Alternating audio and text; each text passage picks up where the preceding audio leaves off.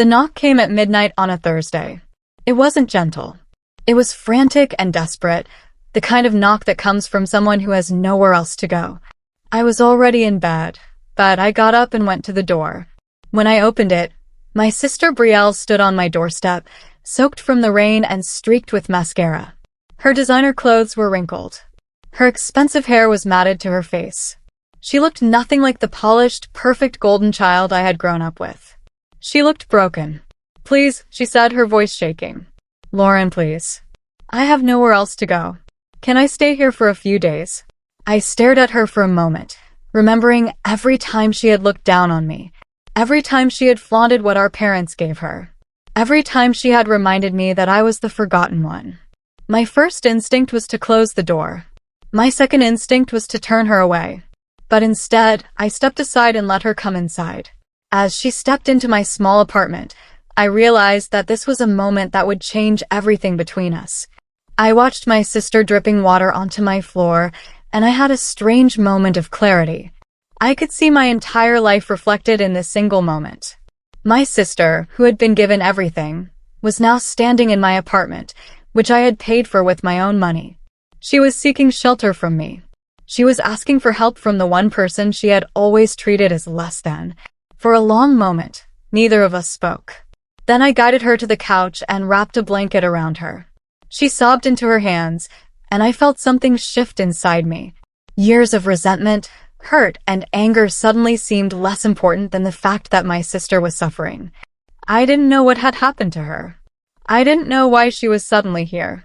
But I knew that this was the beginning of something neither of us could have predicted. My name is Lauren Miller, and I'm 29 years old. I'm a nurse at a community hospital. I live in a small apartment that I pay for with money I earn myself. Everything in my life is something I worked for. There's nothing I own that was given to me. But I wasn't always this person. I wasn't always calm or accepting of my life. I used to be bitter. I used to spend a lot of time wondering why my parents loved my sister more than they loved me. I used to compare my life to hers and feel like I was failing at something. The thing is, I didn't understand back then that I wasn't failing. I was just playing a different game, and I was playing it alone. I was 8 years old when I first noticed that my parents loved Brielle more than they loved me. It was her birthday. My mother had spent weeks planning an elaborate party. There was a custom cake shaped like a princess castle. There were hired entertainers and photographers. There were presents wrapped in expensive paper and tied with silk ribbons. Our relatives came to celebrate. Everyone fawned over Brielle. They told her how special she was and how beautiful she looked. They gave her expensive gifts. They took photographs with her. It was like she was royalty. 2 months later, it was my birthday. My parents told me they had forgotten to plan anything. They gave me a $25 gift card to a bookstore. My mother took me to a regular restaurant for dinner. There were no entertainers. There were no photographers. There was just my family eating at a table like it was any other night. When it came time for college, the difference between my sister's life and my life became even more obvious. My parents called Brielle into their study and told her that they had set aside money for her full tuition to any school she wanted to attend. They had saved since she was born. They had investment accounts in her name. They wanted her to have every opportunity to succeed. Then my father said something I will never forget. He said, "If you really believe in this nursing thing, you'll find a way to pay for it yourself." That was what he said to me. Not "we'll help you." Not "we believe in you." Just, "if you really believe in it, you'll find a way yourself." So I did. I worked nights at a diner while I was in high school. I worked nights and went to school during the day. I saved every dollar I made. I applied for scholarships and financial aid. I studied hard so I would qualify for academic scholarships. While Brielle posted photos of her study abroad trip to Europe, paid for by our parents, I was working a double shift to make enough money for textbooks. When I was in my final year of nursing school, my family went to Thanksgiving dinner at a nice restaurant.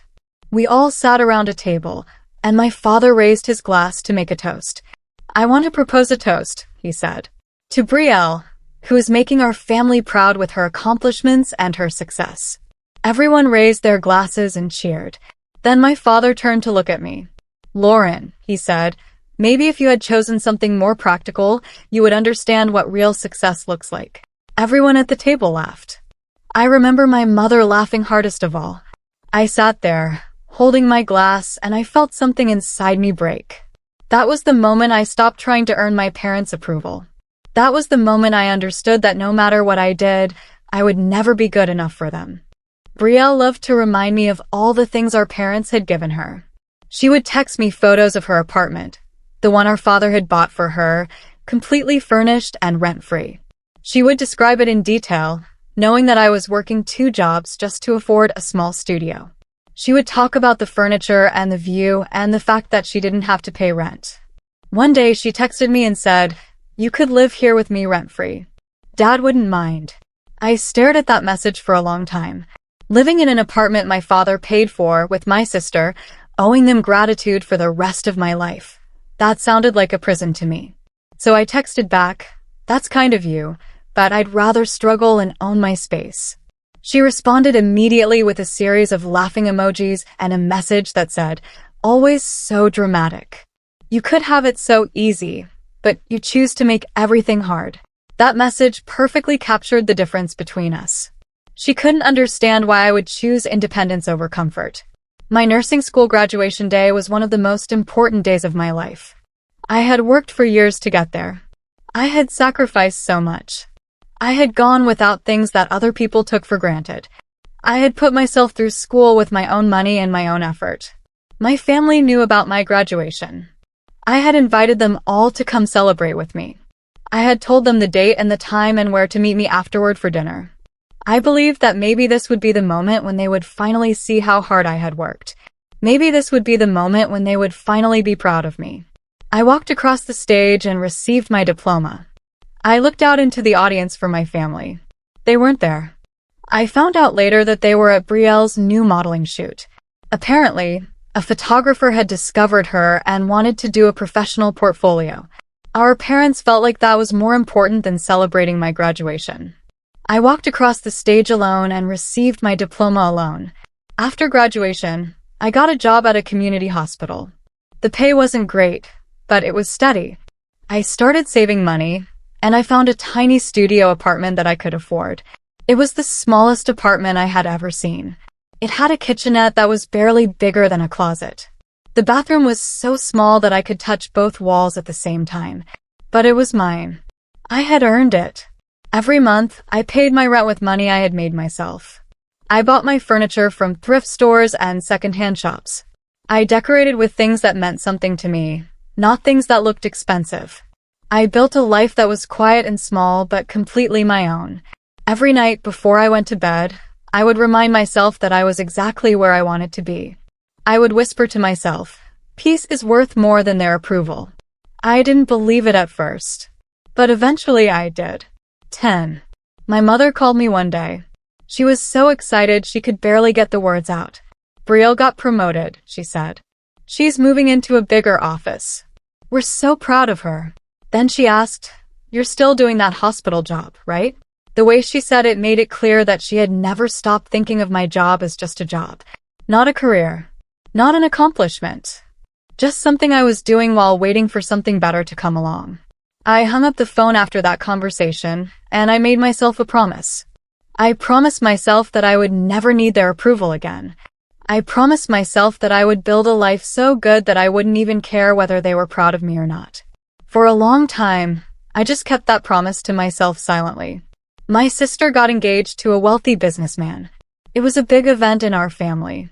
My parents threw an engagement party at an expensive restaurant. I wasn't invited to the engagement dinner. My mother said it was more formal and that it wouldn't be appropriate for me to attend. I saw the photos on social media, though. Brielle was wearing a diamond ring that probably cost more than my entire apartment. She was laughing and toasting with our parents and her fiancé's family. She looked completely happy. She looked like she had everything in the world. Everyone in our family commented on how perfect she looked and how lucky she was. I watched from my small apartment and felt absolutely nothing. I had moved beyond the point where her happiness made me feel small. About a year passed during which I didn't hear much from my family. There were no calls. There were no check-ins. My mother sent me a text message one day that just said, "Lauren, are you free?" I stared at that message for a long time before I decided not to respond. I had learned that peace existed in distance. I had learned that I didn't need to keep trying to maintain relationships with people who didn't value me. So I ignored the message and went about my life. I worked my shifts at the hospital. I spent time with my friends, the ones I had made on my own. I built a life that was full and meaningful without my family in it. For the first time, I didn't feel like I was missing anything. One day at work, a coworker pulled me aside. "Isn't your sister the one whose fiancé disappeared?" she asked quietly. I felt my chest tighten. I hadn't heard anything about this. I hadn't seen it on social media. But the way my coworker was asking made it clear that this was a big story. Apparently, Brielle's fiancé had cheated on her with her best friend. The scandal was very public. He had left her and married the other woman. Brielle had been humiliated in front of everyone she knew. Her perfect life had fallen apart. I sat with that information for a moment, and I felt absolutely nothing. Not joy. Not satisfaction. Just a strange kind of sadness. I said nothing to my coworker. I just went back to work. My mother called me that night. Her voice was frantic. "Can Brielle stay with you for a few days?" she asked. "She's not herself. She needs somewhere to go." I almost laughed at the question. For years, my family had made it clear that I was the lesser child. Now they were asking me for help. I said something that surprised even me. "You mean your favorite child needs me now?" There was silence on the other end of the line. Then my mother said, "Please, Lauren, don't make this harder than it already is. I'm begging you." I almost said no. But then I thought about my sister's suffering and I heard myself saying, "Okay, she can come." That night, the knock came at my door. This brought me back to that first moment. My sister standing on my doorstep, broken and lost. Brielle cried on my couch for hours that first night. She told me everything. Her fiancé had been cheating on her for months. Her best friend had been helping him. When Brielle found out, everyone had chosen sides, and not hers. Her friends had abandoned her. The family business associates had distanced themselves. And then our parents had done something that shocked her more than anything else. They had stopped answering her calls. They had told her that she had embarrassed the family. They had made it clear that she was no longer their golden child. I sat and listened to her tell me all of this, and I handed her tissues when she needed them. I didn't say, "I told you so." I didn't remind her of all the times she had looked down on me. I just sat with her and listened. "I'm sorry," I said quietly when she finally stopped crying. She looked at me with red, swollen eyes and said, "For what?" I said, "That your world fell apart. That they abandoned you. That you're hurting." Over the next few days, as Brielle stayed with me, more of the truth came out. She admitted that our parents had actually stopped answering her calls after the breakup. They had told her that she had embarrassed them. They had made it clear that as long as she was dealing with this scandal, they didn't want to be associated with her. I sat and listened to her say these words, and I felt something like irony wash over me. The same people who had worshipped Brielle were now ashamed of her. The same people who had sacrificed everything for her were now abandoning her. She was experiencing exactly what I had experienced for years. The only difference was that she was just now learning that their love was conditional. One afternoon, Brielle was sitting in my living room, and she looked around at my apartment. It was small and modest, but it was warm and clean. There were books on my shelves. There were plants in the window. There were photographs of my friends and my coworkers on the walls. There were no expensive things, but there were meaningful things. Brielle looked around, and she started to cry again. "You seem happy," she said softly. I sat down next to her and thought about that question. Was I happy? Yes, I was. I was happier than I had ever been when I was desperately seeking my parents' approval. I was happier than I had ever been when I was comparing myself to Brielle. I said, "I am happy. I built a life that makes sense to me. I did it for myself, not for anyone else." She stared at me for a moment, and I could see something shifting in her expression. I could see her understanding for the first time what my independence had cost me, but also what it had given me. My mother showed up at my apartment without calling ahead. She knocked on the door, and when I opened it, she looked shocked to see Brielle inside. "Lauren," she said, "you've made your point. This has gone on long enough. I stood in the doorway and I didn't move aside to let her in. What point am I making? I asked. She gestured at Brielle. All of this. Making Brielle come stay with you. Making us feel guilty. You've made your point. I stared at my mother for a long moment. This isn't about a point, I said calmly. This is my life now. This is who I am. Brielle came to me because she needed help, and I helped her. It's that simple. My mother looked at me like she didn't recognize me. For the first time, I realized that she actually didn't recognize the woman I had become. I had grown beyond her understanding. About a week after my mother visited, Brielle said something I thought I would never hear. She was sitting on my couch, her hair in a messy bun, wearing one of my old shirts, and she just started talking. I was awful to you, Lauren, she said. I was really, really awful. I looked down on you. I made you feel small, and you didn't deserve that. Her voice was quiet and sincere. I'm sorry. I'm so sorry. I listened to her apologize, and I felt tears come to my eyes. But they weren't tears of anger or vindication. They were tears of something else. Maybe forgiveness.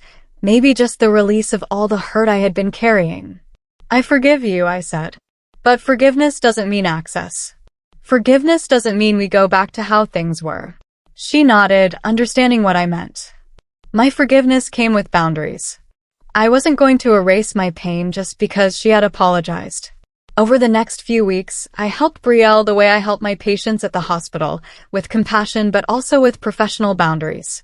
I encouraged her to go to therapy to work. Through the trauma of her breakup and her family abandonment, I helped her think about what she wanted her future to look like. I gave her advice about rebuilding her career and her reputation. But I made it clear that I couldn't be her emotional support person all the time. She needed to learn to support herself. She needed to build a life that didn't depend on anyone else. You can heal, I told her one day, but not by leaning on me. You have to do the work yourself. She understood, even though it was hard for her to accept. While Brielle was staying with me, something happened that I never expected. The family business that our parents had been so proud of started to collapse. Bad investments, poor management decisions, corporate scandal. Suddenly, the business that had made our parents feel superior to me was falling apart. They had always looked down on my boring job as a nurse, a job that was steady and reliable and would always be there. Now, their glamorous real estate empire was crumbling. They called me and asked if I could help them. They asked if I could loan them money. My answer was simple and clear. No, I said. I'm busy saving lives, something you never valued. A few months after Brielle first knocked on my door, the local newspaper did a feature on our hospital's new community health program. I had been instrumental in getting it off the ground. The program served people who couldn't afford regular medical care. The article was about the program, but it also featured me as one of the leaders. The headline read, "Former underdog nurse leads new community program." There was a photo of me in the article, smiling, surrounded by patients I had helped. My parents saw that article. They reached out to me again, trying to reconnect. But I had already moved beyond wanting to hear from them. I responded politely to their emails, but I didn't invite them back into my life. Some relationships can be repaired. Some can't. I had decided that mine could be civil, but it couldn't be close. 23 months after Brielle first came to stay with me, she was stronger. She had found a new job. She had started therapy. She had begun to build a life that was independent from our parents' money and approval. I agreed to have a family dinner, the first one in years. We met at a restaurant. My parents were there. Brielle was there. And I was there. The dinner was awkward. My parents didn't know what to say to me. They were quiet and uncomfortable. My mother kept glancing at me like she was seeing me for the first time. My father looked down at his plate. No one made excuses. No one tried to rewrite history. We just sat together and ate dinner. As I was leaving, my father said something quietly. "You turned out better than we deserved." I smiled at him. Not a fake smile, but a real one. "I know," I said. Brielle hugged me goodbye after dinner that night. It was a real hug, not a performance. She had tears in her eyes. "Thank you for everything," she said. "I know I didn't deserve your help." I held her for a moment and said, "You did deserve it." You're my sister. And more than that, you became someone worth helping. She pulled back and looked at me. I want to be more like you, she said. I want to build a life that's really mine. I squeezed her hand. You can, I said. It takes time, but you can. I walked home that night, and the air was cool and calm. My phone buzzed with a message from work. It was from a patient I had been caring for. He was sending me a message to say that he had been discharged and was doing well. I smiled as I read it. That message meant more to me than anything my parents could ever say. I had built a life where I made a difference in people's lives every single day. I had built a life of independence and integrity and real meaning. And I had done it on my own. As I walked through the quiet streets toward home, I thought about everything that had happened. I thought about my sister knocking on my door in tears. I thought about my parents losing everything. I thought about how much had changed. But mostly I thought about how much I had changed. I had outgrown the version of myself that needed their love. I had become someone better. And that was the real victory.